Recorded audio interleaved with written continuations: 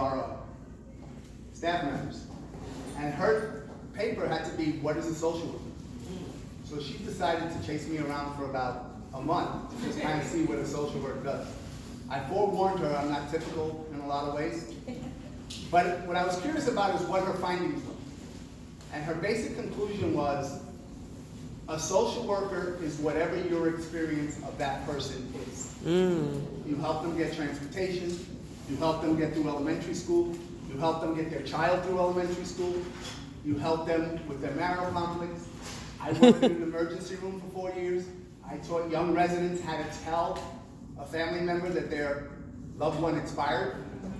I learned to show a person who lost a loved one, to see the loved one for the last time. I've worked with teenage girls who found out they were pregnant and they didn't know who to talk to.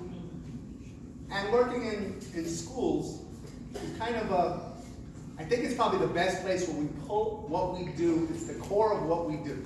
And if we look at this document, it's a little bit more than just paper. It's human behavior in a social environment. It's policy. It's community organization. It's administration. It's everything we do.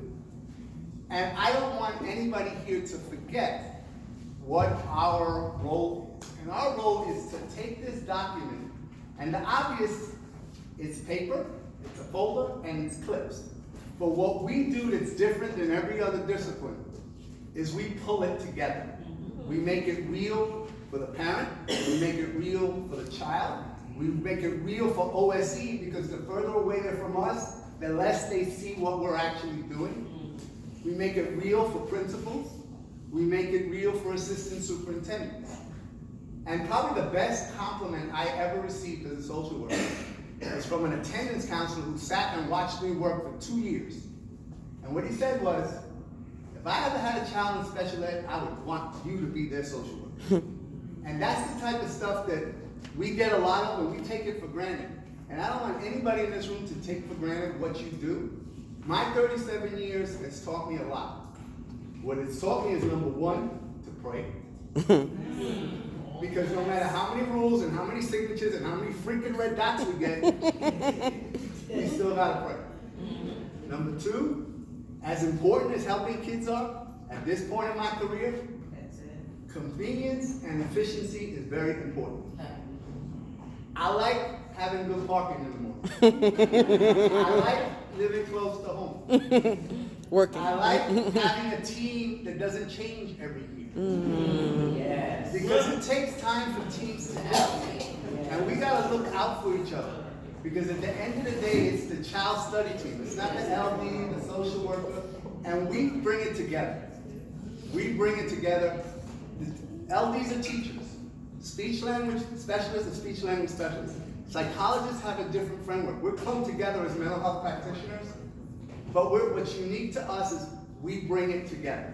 And I've learned over time to not only involve parents, but to engage parents.